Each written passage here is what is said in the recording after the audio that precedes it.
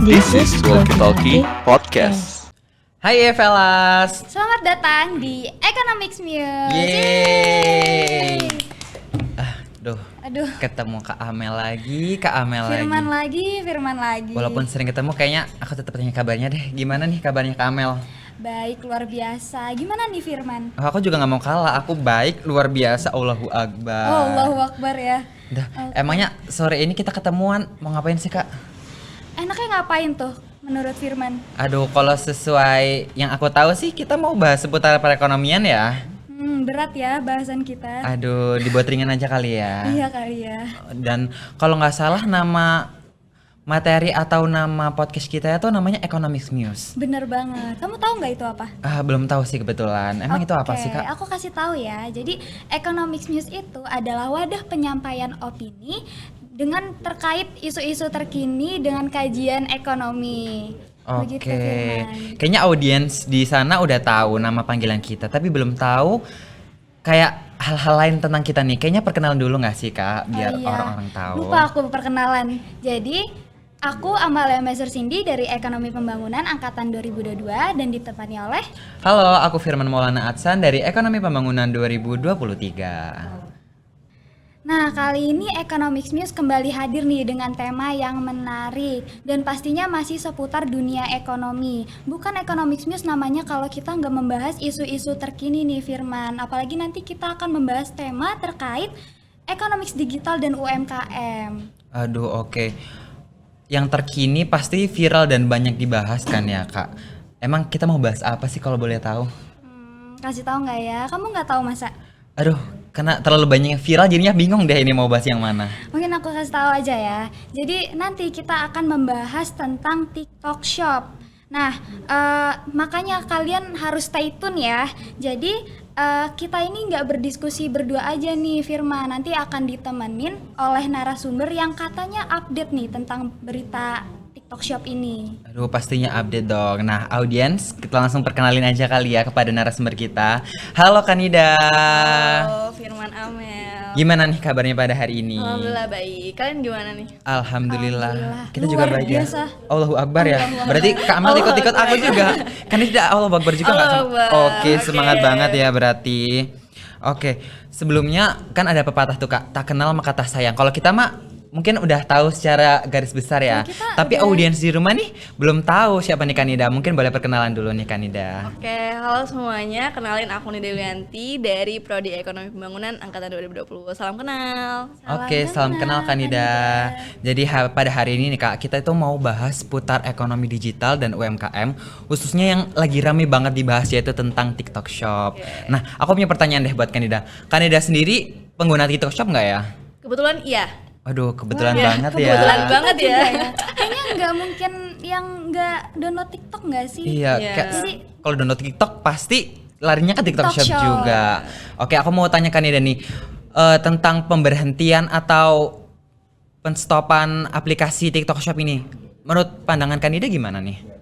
Oke, mungkin dari pandanganku ya pastinya pro kontra gitu ya terkait dengan penghapusan TikTok Shop ini, apalagi bagi seller ataupun UMKM kita gitu. Pasti dampaknya juga lumayan besar gitu kan. Nah, dari mereka pasti kehilangan pendapatan gitu yang semuanya bisa berjualan di TikTok Shop. Nah, tiba-tiba diputus jadinya kacau kan gitu terkait dengan pasarnya. Nah, mungkin itu sih makanya jadi booming, terus banyak juga yang viral terkait dengan dari mereka minta untuk aplikasi-aplikasi lain buat dihapusin juga, terus juga dari mereka kehilangan pendapatan dan lain sebagainya kayak gitu.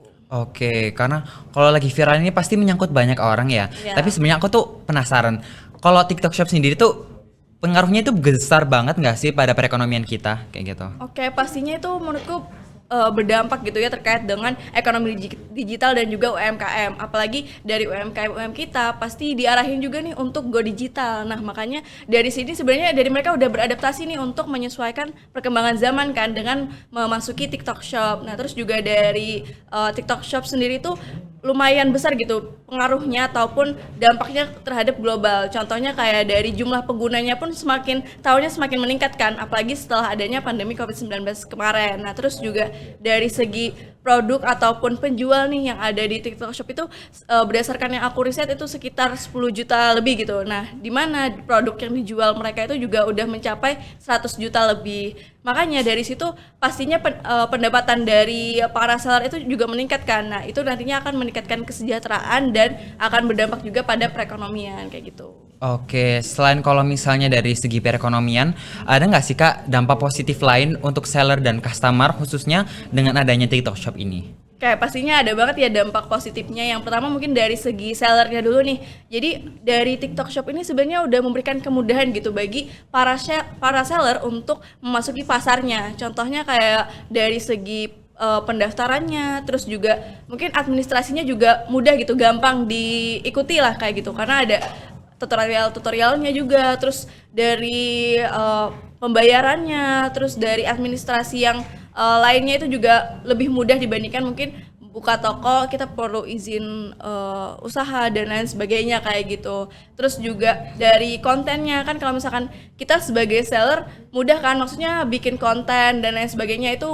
mudah sesuai dengan kreativitas. Jadi dari sini juga bisa meningkatkan kreativitas dari para seller untuk membranding produknya kayak gitu, menjadi biar jadi tontonan untuk pelanggan-pelanggan kayak gitu. Terus juga dari segi seller yang ketiga itu ada potongan harga di TikTok Shop itu lebih rendah dibandingkan dengan e-commerce lain. Jadi kenapa TikTok Shop dipilih ya mungkin karena itu tadi persenan yang diberikan kepada TikTok Shop itu lebih rendah kayak gitu. Mungkin itu buat seller ya, tapi juga pastinya ada nih buat customer sebagai pengguna dari aplikasi TikTok Shop kayak gitu kan. Nah, jadi yang pertama adalah kemudahan akses, karena kan kita di sini sebagai netizen atau generasi Z itu juga pengennya instan gitu kan. Betul banget, yang sat-set gitu ya Kak ya? Iya, kayaknya kita tuh sangat sibuk sekali gitu. Waduh. Untuk belanja ke sana kemari gitu kan ya. Makanya dari sini itu sangat memberikan kemudahan dan juga menjadi efisiensi gitu bagi kita, karena kita nggak perlu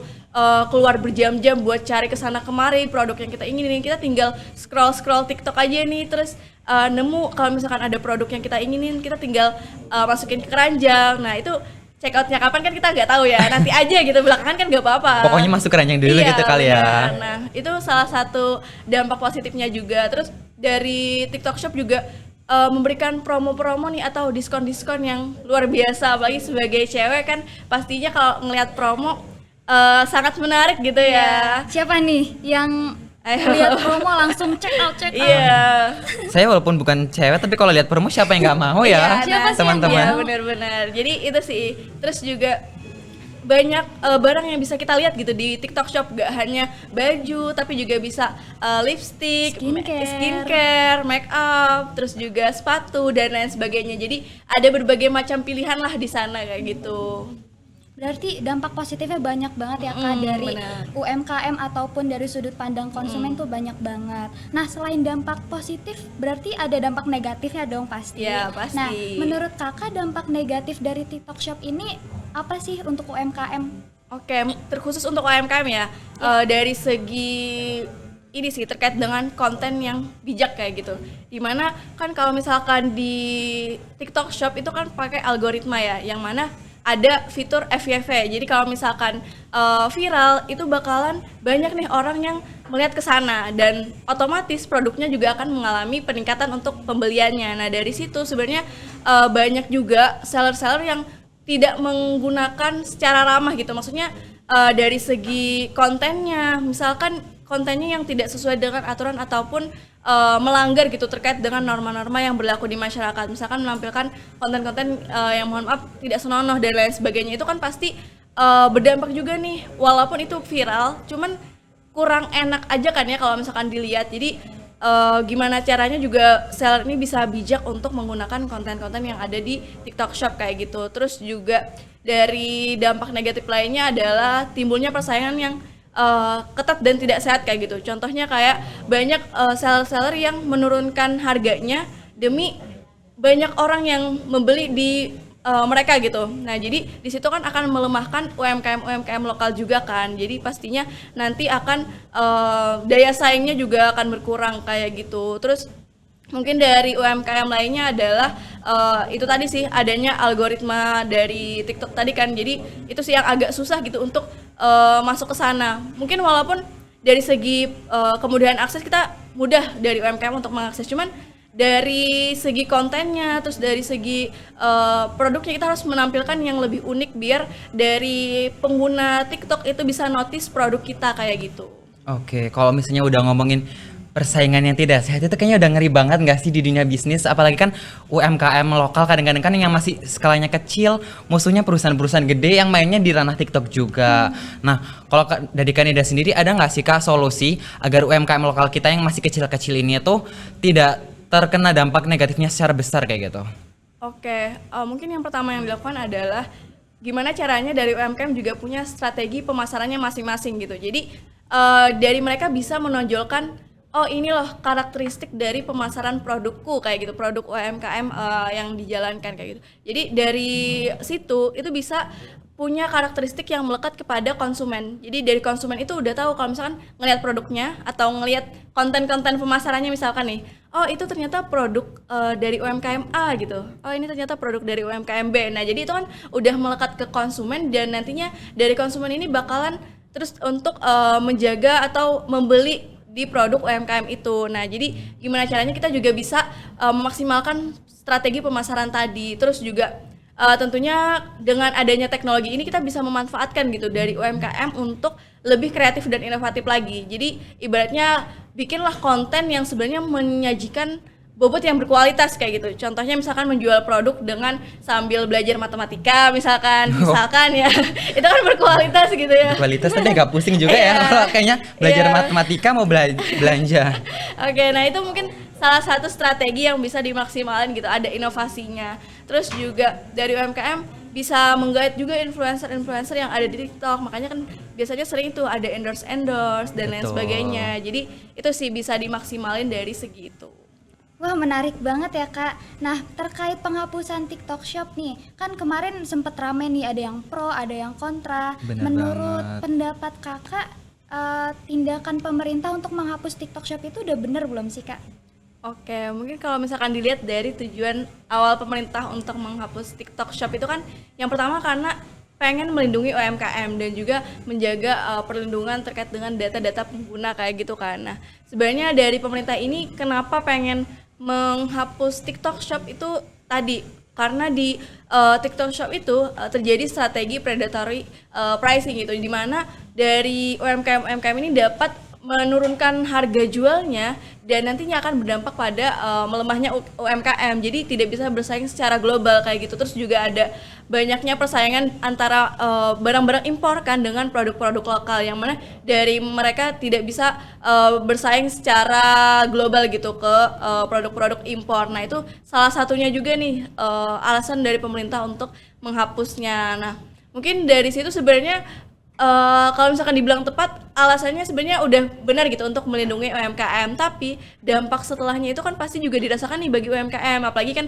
sekarang itu banyak yang protes kan terkait dengan penutupan TikTok Shop ini karena dari mereka kehilangan pendapatan karena yang awalnya mereka menjual produk dengan harga maksudnya harganya masih wajar, maksudnya di antara yang lainnya juga masih wajar, cuman dari kuantitasnya itu lebih banyak gitu dibandingkan kalau misalkan menjual secara offline kayak gitu kan. Nah, pastinya itu juga akan mempengaruhi terkait dengan pendapatan mereka juga. Jadi itu sih yang perlu diperhatikan oleh pemerintah juga terkait dengan gimana sih cara meminimalisir agar dari UMKM ini juga setelah adanya penghapusan ini bisa tetap berjualan dengan skala yang ibaratnya lebih luas lagi gitu, nggak hanya terbatas pada satu daerah kayak gitu. Oh, kayak gitu ya Kak. Emang musuh terbesarnya UMKM lokal itu barang-barang impor sih, apalagi barang-barang impor dari negeri C ya. Kayaknya kita semua pasti ada yang punya barang nggak sih yang impor, sadar atau nggak sadar nggak sih. Tapi sebenarnya nih Kak, aku mau make sure ya sebenarnya. Tadi kan udah dari pertanyaan Kak Amel dan juga statement yang Kak Nida jelasin. Nah, jadi sebenarnya penutupan TikTok Shop yang dilakukan oleh pemerintah itu tujuan utamanya itu pastinya untuk melindungi UMKM kita kan ya. Ternyata kayak gitu Kak Amel. Kayak gitu ya Firman. Oh, oke. Tapi sekarang ini kan zaman udah serba digital nih Kak. Nah, menurut Kakak apa tips dan strategi yang baik bagi UMKM untuk bisa beradaptasi dengan digital ekonomi nih Kak, terutama online shop? Oke, yang pertama adalah bagaimana caranya dari UMKM juga punya strateginya sendiri dan juga bisa berinovasi gitu, menyesuaikan terkait dengan perkembangan zaman, terus juga bisa menyesuaikan terkait dengan perubahan kebijakan yang mendadak tadi kan. Nah itu bisa dimaksimalkan juga dengan memanfaatkan mungkin platform-platform lain atau e-commerce lain yang bisa memberikan hal yang sama kayak gitu bagi UMKM. Cuman dari situ juga UMKM perlu memikirkan strateginya lagi, misal dari memanfaatkan konten-konten yang berkualitas. Kan juga dari TikTok Shop itu sebenarnya UMKM udah punya pelanggan setia lah istilahnya, karena pasti udah tahu nih terkait dengan produk-produknya. Nah jadi dari situ UMKM bisa menjaga hubungan itu dengan cara memberikan pelayanan yang terbaik, terus juga meningkatkan kualitas juga. Jadi nggak hanya kuantitasnya yang ditingkatkan, tapi juga kualitasnya. Biar dari UMKM juga bisa bersaing secara global kayak gitu. Nggak hanya terbatas pada Indonesia aja lingkupnya. Terus juga dari mereka bisa memanfaatkan terkait dengan influencer atau kerjasama ataupun kolaborasi gitu dengan para influencer, karena itu banyak kan kayak collab misal produk ini dengan influencer ini, jadi dari sana mereka akan menggait para konsumen untuk membeli produknya kayak gitu. Jadi dari citra atau brandingannya juga pasti akan mengalami peningkatan kayak gitu. Jadi yang paling utama adalah gimana itu tadi dari UMKM juga punya strategi pemasarannya sendiri kayak gitu. Nah itu tuh bisa dicatat buat sobat UMKM di rumah tentang tips-tips yang bisa dilakuin untuk menghadapi adanya penutupan TikTok Shop ini. Jadi kayak kita tuh terus tetap membuat strategi ya pastinya. Terus tadi kalau nggak salah yang dimention Kanida itu tetap menjaga hubungan baik antara seller dan customernya. Karena kalau misalnya sellernya oke dan customernya puas kan pasti repeat order terus gitu ya Kak. Nah aku mau tanya nih Kanida, kalau Kanida sendiri tim setuju TikTok Shop dihapus atau enggak? Oke, kalau misalkan dari segi konsumen gitu ya, yang pengen instan dan udah nyaman gitu sama TikTok Shop, yang pastinya nggak pengen dihapus karena udah memberikan kenyamanan juga bagi customer, terus juga bisa meningkatkan pertumbuhan ekonomi bagi UMKM juga kayak gitu. Oke, kalau misalnya nih di masa mendatang Kementerian Perdagangan itu membolehkan lagi adanya TikTok Shop. Kalau menurut pandangan Kanida gimana? Oke, jadi kalau menurutku kalau misalkan emang diperbolehkan lagi, jangan sampai hal ini terulang lagi gitu. Dipastiin kalau misalkan emang pengen, maksudnya emang mau dibuka lagi, pemerintah juga harus bisa memberikan kebijakan baru, misalkan untuk para UMKM misalkan diberikan standarisasi ataupun bisa memberikan insentif gitu bagi UMKM, terus juga bisa membatasi untuk impor. Jadi dari UMKM-nya juga akan tetap terdorong untuk mengalami pertumbuhan gitu. Jadi nggak hanya pro untuk barang-barang impor aja kayak gitu. Oke, wah seru banget nggak sih Seru pembahasan kita banget. pada sore hari ini. Nah kalau boleh aku tarik benang merahnya nih ya dari awal pembahasan sampai sekarang. Jadi sebenarnya untuk menilai apakah TikTok Shop ini tuh seharusnya ditutup atau enggak itu nggak bisa dilihat dari satu sisi aja loh teman-teman. Karena kita itu harus dilihat dari sisi customer, dari sisi sellernya, terutamanya pemerintah ya yang bertanggung jawab atas segala perekonomian yang ada di negeri ini. Walaupun semuanya pastinya itu ada plus minusnya ataupun dampak positif dan negatifnya, tapi kayak pasti pemerintah itu lakuin yang terbaik sih buat rakyat-rakyatnya. Nah, tapi sayangnya karena keterbatasan waktu, kayaknya diskusi ekonomi kita pada podcast kali ini tuh harus dicukupin dulu. Tapi kalau misalnya kita mau diskusi lebih lanjut bareng Kanida nih, boleh banget Boleh sih banget. di diskusi selanjutnya ya. Nah, demikian diskusi kita terkait ekonomis digital dan UMKM khususnya TikTok Shop. Mungkin sebelum tutup nih Kak, Kakak ada closing statement nggak dari Kanida? Oke, mungkin terkait dengan perubahan ya, menurutku pasti akan selalu ada perubahan dan juga pembutuhan adaptasi. Nah, jadi saran aku mungkin dari UMKM bisa menciptakan atau membuat strategi-strategi pemasaran lainnya dan bisa beradaptasi apabila di kemudian hari terdapat perubahan-perubahan lagi. Tapi di samping itu pemerintah juga harus mendorong UMKM gitu untuk mengalami pertumbuhan dengan memberikan tadi cara gimana sih biar pemerintah itu tetap melindungi UMKM walaupun memberikan perubahan atau kebijakan untuk penutupan TikTok Shop kayak gitu. Terus juga dari pemerintah bisa memperhatikan dampak-dampak setelah penghapusan TikTok Shop kayak gitu. Oke, terima kasih aku ucapin kepada Kanida selaku pemateri kita karena udah memberikan closing statement, insight-insight baru pastinya ya buat teman-teman di rumah dan kita juga, dan atas waktunya udah nyempetin datang ke diskusi pada kali ini. Aku juga mau terima kasih buat teman-teman di rumah yang udah dengerin podcast ini sampai akhir. Semoga dari pembicaraan ini kita semua mendapatkan insight baru, membuka wawasan terkait perekonomian yang update yang ada di sekitar kita. Sampai bertemu di Economics News selanjutnya. Bye-bye.